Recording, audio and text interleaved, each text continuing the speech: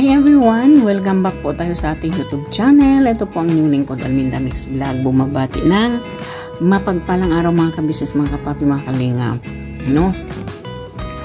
Gagawa lang tayo ng ating panibagong video dito sa upload ni kabisnes kahapon. This is one day ago. Yung bumisita si Kuya Bong dito kay Jinky. Bakit nga ba niya naalala si Jinky, no? Na bibisitahin niya. So, at kita naman natin si Kuya Bong mas lalo siyang lumalala. At nakita natin na balik pa rin siya sa dati. Yung gawa niya sa dati, yun pa rin yun. Binabalik-balikan niya yung ginagawa niya, no? At parang nakita natin na talagang sumobra yung pagkalala niya ngayon, no? Mga kabisnes, mga kapapi, mga kalingap. Yun ang bibigyan natin ng reaksyon o opinion natin doon sa pagkikita nga ni Jinky muli at ni Kuya Bong dito sa sa vlog ni kabisnes. Kahit lang video call lang, pero nakita natin na nandoon si Kuya Bong, kausap niya si Jinky, so at yun nga, no? Dito sa reaction kong ito, dito sa mga sinasabi, yung bang natatawa ko doon sa mga sinasabi ni sa yung reaction ni Jinky kay Kuya Bong, no? Na alam naman natin si Jinky hindi niya alam kung ano talaga yung tunay na ugali ni Kuya Bong.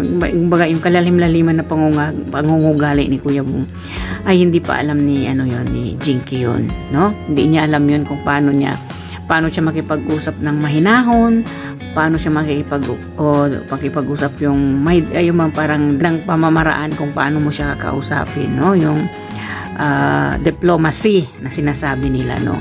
Na alam naman natin si Kuya Bong ay kumbaga ang style kasi ni Kuya Bong ay iba. Yung bang style niya yung mainipin siya kung makikipag-usap sa tao, makikipag-usap sa'yo. Kumbaga kung ulit-ulitin mo yung sinasabi mo sa kanya, naiirita siya. Kumbaga na siya, ayaw niyang pakinggan. Yun, lumalayas siya, umaalis siya. At kumbaga sa sa style niya kasi na ayaw niyang pakinggan o ayaw niyang paulit-ulit sa kanyang sinasabi, o yung bang pananalita mo, yung mga magahas at yung bang parang galit ka, yun ang ayaw niya, no? So dito kay Jinky, hindi niya totally talaga alam na ganito talaga si Kuya Bong kung kausapin mo. Kasi kung ibase natin, siyempre si kabisnes, sa tagal ba naman niyang alaga si Kuya Bong, alam niya na yung pangungugali ni Kuya Bong. Pero dito kay Jinky, talagang hindi niya alam kung ano yung kalalim-laliman, no? Kailangan niya talaga pag-aralan ng malalim itong pangungugali ni Kuya Bong, no? Kasi mga kapapi, mga kabisnes, mga kalingap, kahit man sabihin man natin na sinasabi nitong si Kuya Bong doon kay ex niya dito kay Clarissa na ayaw niya dito kay Jinky, pero babalik-balikan niya pa rin ito, pupuntahan pa rin niya ito, no? Kasi yun lang naman talagang tanging niyang kumbaga hope na si Jinky ay mapapangasawa niya, o si Jinky ay magtsatsaga talaga sa kanya, no?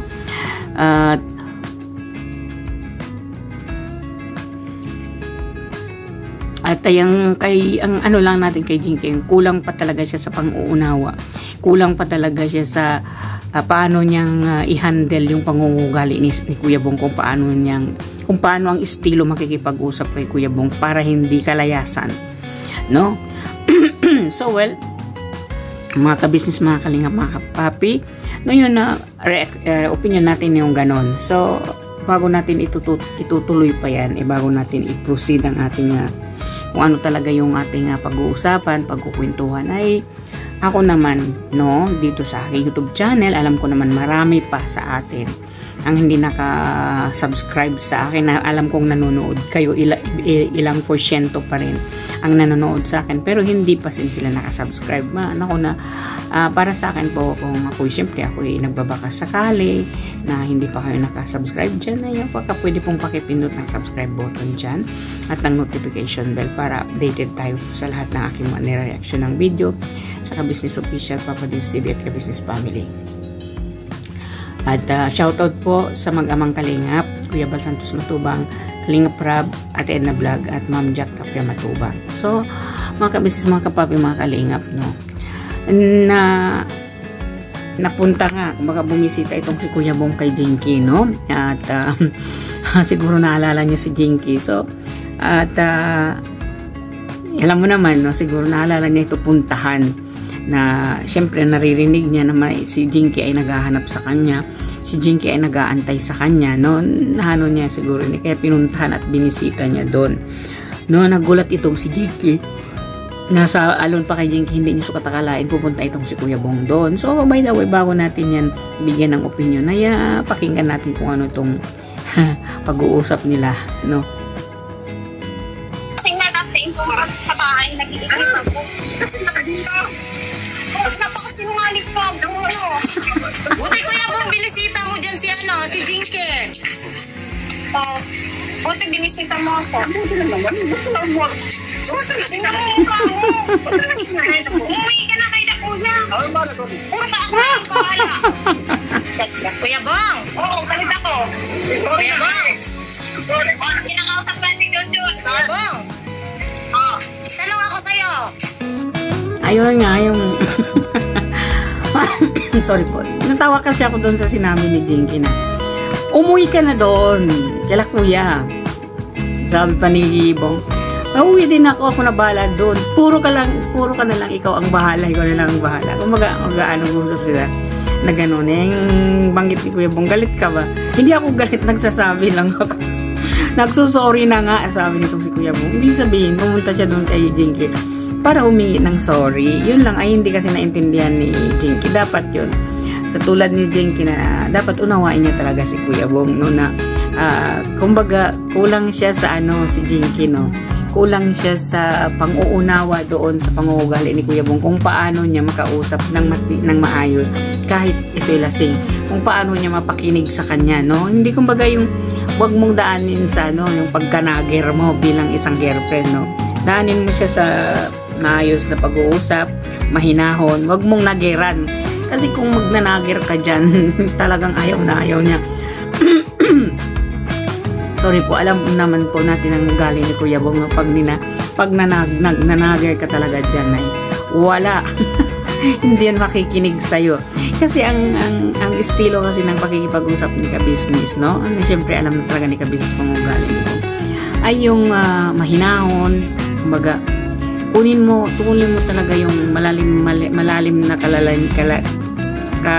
kalaliman ng kanyang ugali para malaman mo kung ano yung sa loobin niya. Kasi hindi naman to siya pupunta dito kay Jinky kung hindi ito maglalabas ng kanyang sa loobin kasi nagsosorry nga siya, no? So it means na gusto niyang makausap si Jinky pero hindi kasi maganda yung pagka-approach din ni Jinky sa kanya, no? Although alam naman natin si Bong lasing. Yun din kasi yung pinagtatalunan niya, lasing ka na naman. Sabi ni Kuya Bong, hindi nga daw siya lasing. Natatawa lang ako, kumbaga kulang sila sa understanding na kung paano nila i-build yung kanilang relationship bilang isang mag-boyfriend and girlfriend. Kasi pasigaw din naman itong si Jinky, no? Kahit siguro naman lasing si Kuya Bong ay hindi mo siya bigyan ng gano'n na reaksyon para sa kanya kasi ang gusto nga niya yung kakausapin siya, yung lalambingin siya, no? Ito naman si Jinky kasi hindi rin marunong maglambing. Ang pagkasabi niya kasi pasigaw din. Kaya hindi niya nakausap ng parang ilang minuto lang. Umalis na ito kasi nairita nga, no? Alam naman si Kuya Bong, maraling mairita. So, ayun at tinawagan nga nila si John. Ayun naman kay John, wala daw sila Mr. and Mrs. Ka-Business. Mayroon silang nilakad na importante. So, pakinggan mo natin to yung nandito na si John. Totoo ba na totoo ba yung sabi nung iba na pumunta, ipag-usap ka raw kay Makinig ka sa kwento, hindi magsasalita ka na hindi mo alam. Binigyan ka raw ng... Sige.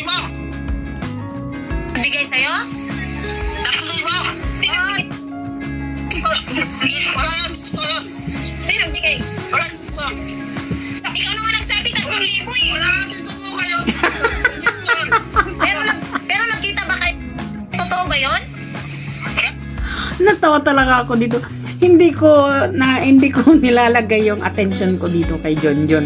Nilalagay ko yung attention ko kay Jinky kasi natatawa kasi ako sa mga paglalabas niya ng kanyang salita. Kumbaga, nawala yung turo sa kanya ni Ka-Business. Kung makausap mo si Bong, ganito. Kung kausapin mo siya sa ganitong pamamaraan, mahinahon, dapat intindihan mo. Nawala yun sa kanya nung nakita niya si Bong. Ngayon, pasigaw na nun.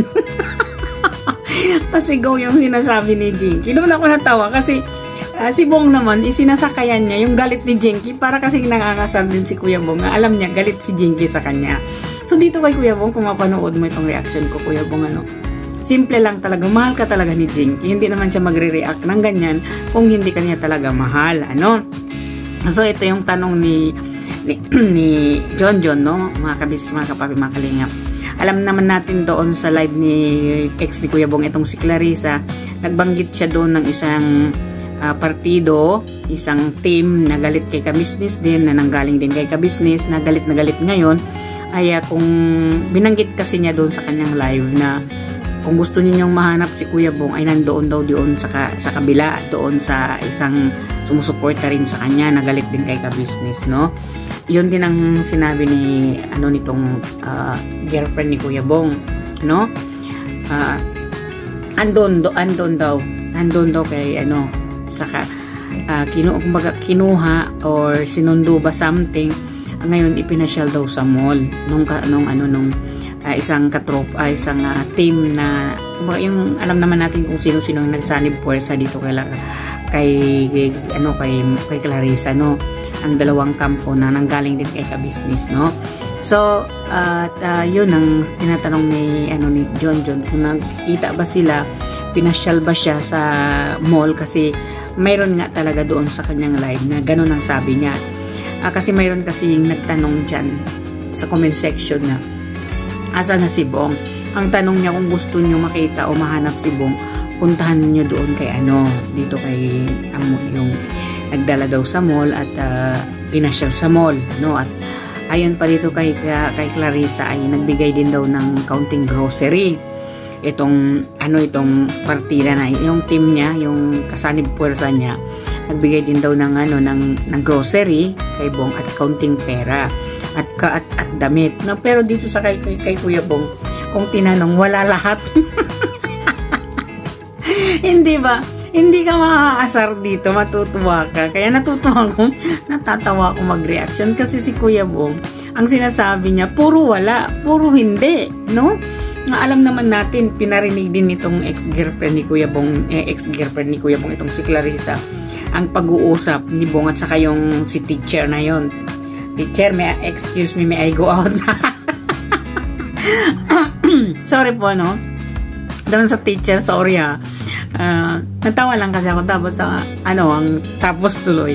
Ngayon, at yun nga ang sinasabi nitong si Kuya Bong, na alam naman natin, pinarinig din nitong ex-girlfriend niya si Clarissa na yung pagkuha ni Kuya Bong ng pera doon sa kay ma'am, no? Hello, ma'am. Ngayon, itinatanggi niya. Ito, ang lakas talaga ng radar nitong si Ate Ninette, no? By the way, nabanggit kasi ni Bong dito yung 3,000 na hindi naman talaga alam nitong si Jinky at saka si Jonjon kung ano yung 1,000 pinagsasabi ni Kuya Bong.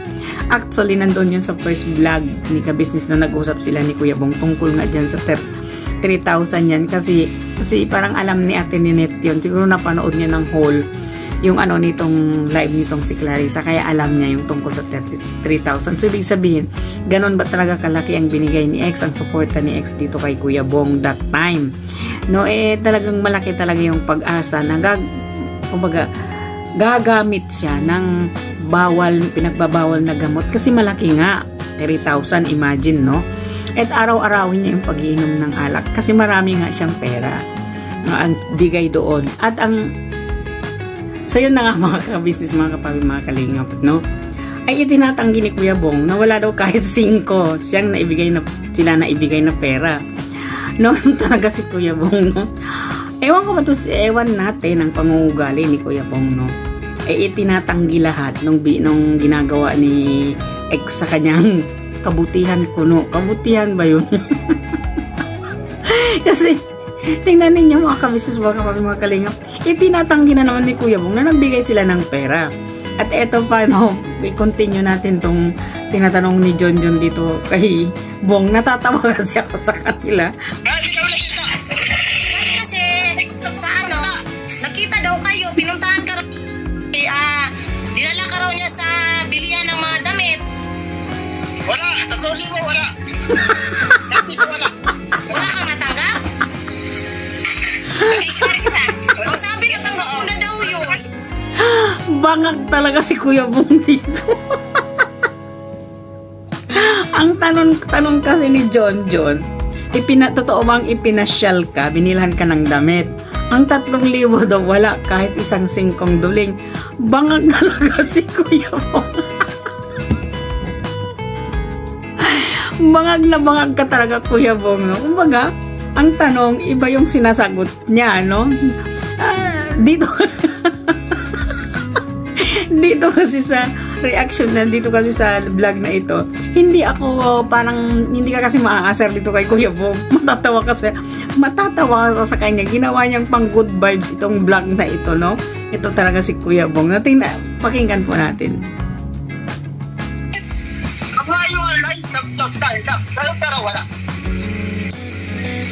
Wala.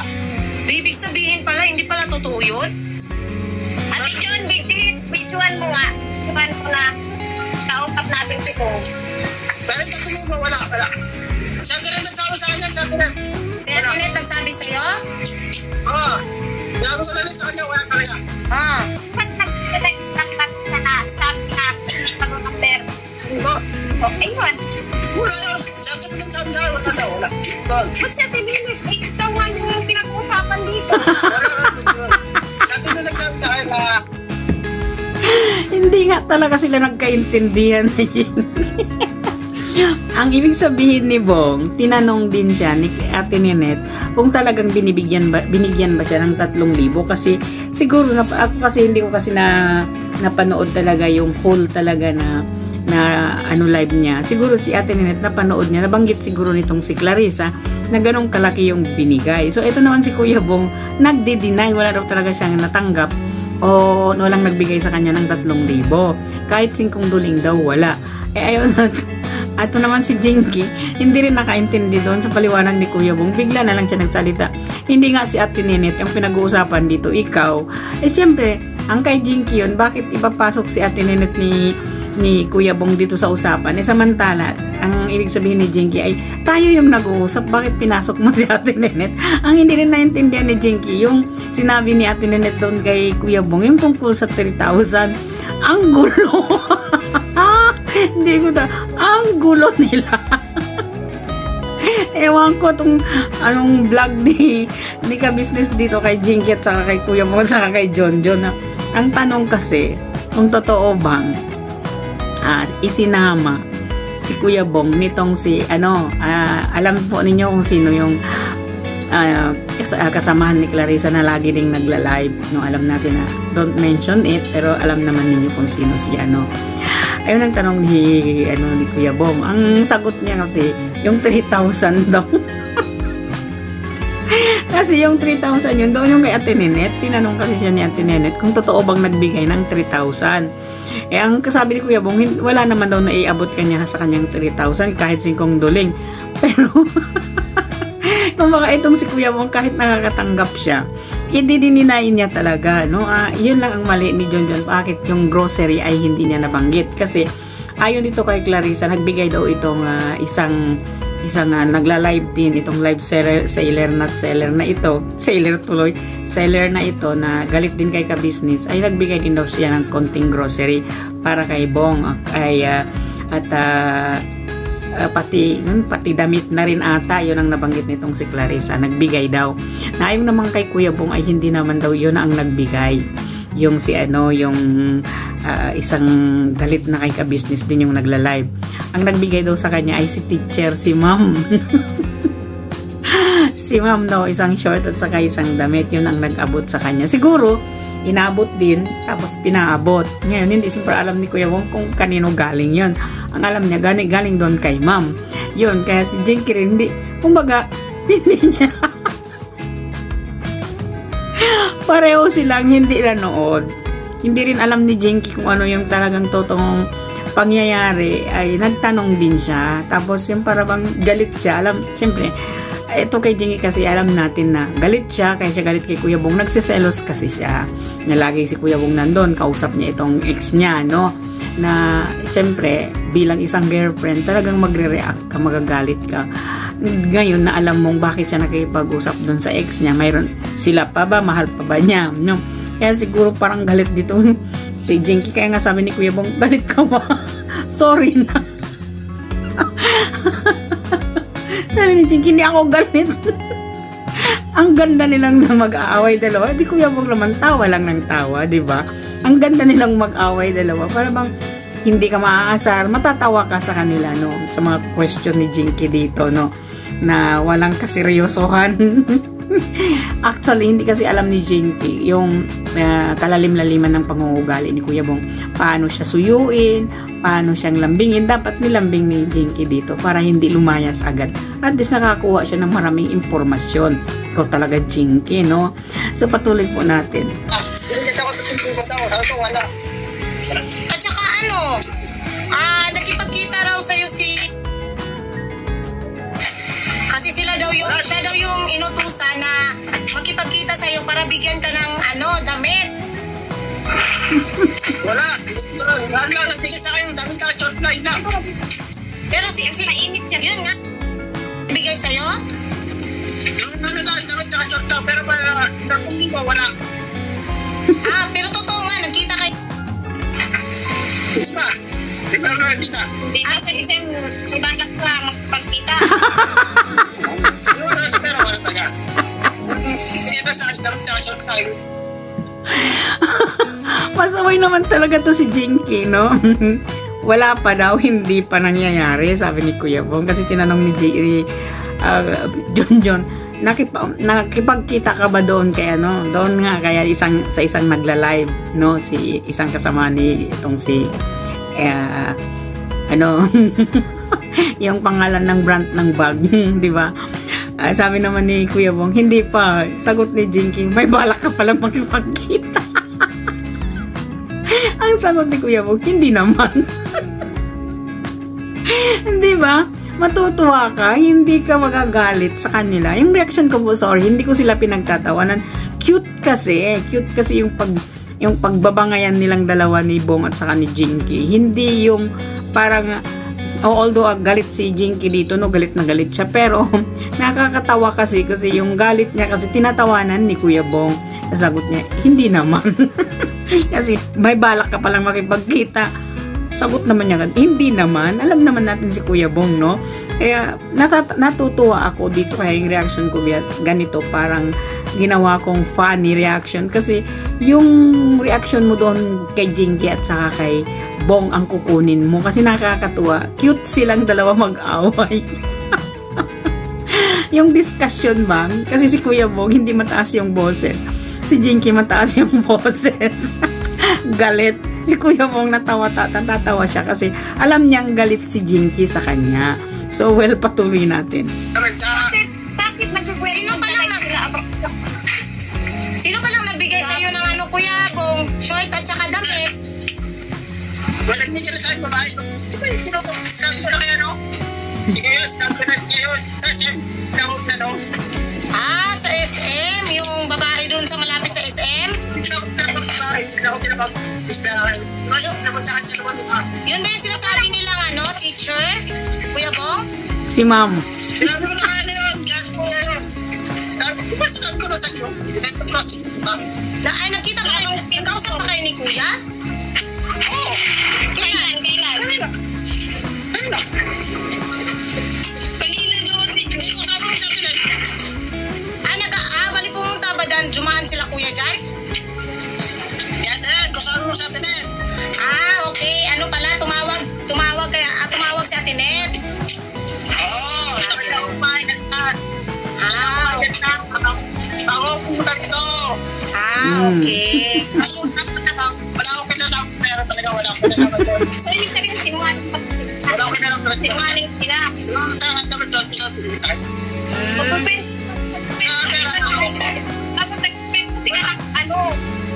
Sa atin ito lang sa akin. Hindi dapat ako wala akong binigay. Nagpiso ka na. O, at least malinaw lang ba? Malinaw lang kasi po. Huwag ka magagalit. Kasi, inaano lang na totoo. Ano totoo talaga. Oo. Ano Kuya Bong, hindi ka pa bababalik? Sabi lang ako kaya. Si Jinky talaga na Sabi na ko kaya ka na. natatawa ko talaga kay Jinky. Huwag ka kasing magagalit, nililinaw lang nga. Kaya tuloy lumayas si Kuya Bong agad-agad kasi naiirita na nga sa kanila. Siyempre dalawa sila ni Jonjon magpalitan lang sa hindi pa tapos si Jinky magsasalita si Jonjon, hindi pa tapos si Jonjon magsasalita si Jinky. Nairita, lumayas tuloy.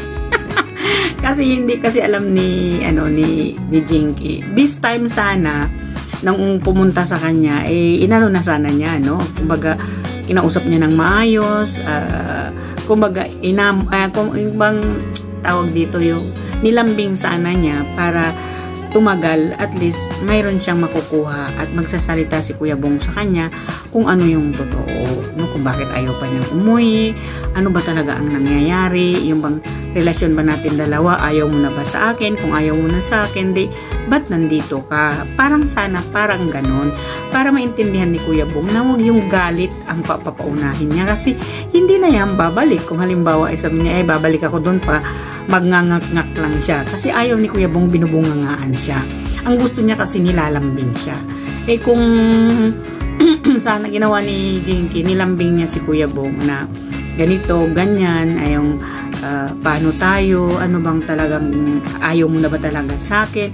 Sana yung pinag-usapan yung tungkol sa kanila, hindi yung ibang issue, no? Dapat kumbaga itisinang tabi mo na ni Jinky yung mga tanong niyang ganon. Ang tanong niya talaga sana ay sinabi niya, ano ba tayo? Mahal mo pa ba ako? Halika mag-usap tayo. Kung gusto mong uminom, sige bumili ka, dito tayo mag-uusap. Habang nag-uusap tayo, kung gusto mong uminom, uminom ka. Tapos pagkasabihin mo sa akin kung ano talaga ang totoo, kung bakit ka nagkakaganyan. Sana ginanon niya, ako ba yung dahilan? Dahil ba doon sa inatras ko yung kasal natin? Nasaktan ka ba doon? Kung ganon man, ay babawi ako sa'yo. Kumbaga, para kasi ma-realize ni Kuya Bong yung mali na hindi, syempre dapat nung kung masa mabuting pag-usap ni Jinky, hindi sana yun, masabi niya, magpa-uwi niya, hindi ba? Ganun na yung nangyari ano pang magagawa natin, no? Hindi alam ni Jinky, hindi niya alam kung paano niya gagawin, hindi rin niya alam kung ano yung sasabihin niya kay Kuya Bong, no? At alam naman natin hindi niya alam ang kalalim-laliman na pag-uugali ni Kuya Bong, no? Ito hindi naman tulad nung sa isa, itong ex niya ay inuuto niya si Kuya Bong, binibigyan ng mga kung ano-ano para din mananatiling sa kanyang sinasabi. Alam naman natin ang pagkukunwari niya bilang mabait siya kay Kuya Bong para gamitin lang niya si Kuya Bong, no? So alam naman natin yun, hindi naman tayo bago doon. Ang pangugali nitong si ex ay panggagamit lang niya kay Kuya Bong dito sa YouTube channel niya, no? So sana mapunta pa uli si Kuya Bong doon kay Jinky, at sana masabihan din, maanuhan din ni Jinky, kasi at itong si Jinky makausap niya ng maayos itong si Kuya Bong nang hindi na paganito, no? Yung bang pag-usapan nila yung tungkol sa kanila, baka yung punta ni Kuya Bong doon kasi nag-sorry nga siya, ay dapat inaccept niya yung sorry at nag-usap sila ng maayos, hindi yung pinag-usapan yung dahil din siguro nagsiselos si Jinky sa sitwasyon na to, diba? Alam naman natin nagsiselos siya, diba? Nasasaktan daw siya. So, mga kabisnes, mga kapapi, hanggang dito na lang ang aking reaction video. Sana po nagustuhan. Kung nagustuhan po nyo, pag-share, likes, and comments, at subscribe na rin ang aking munting bahay. At sa muli na magkikita-kita tayo, mga kabisnes, mga kapapi, mga kalingap. Bye-bye po. May Allah bless you and may Allah bless us all. Supportan po natin lahat ng kalingap reactors at reactors ng business. Bye-bye po. Hanggang sa muli, magkikita-kita tayo. Bye!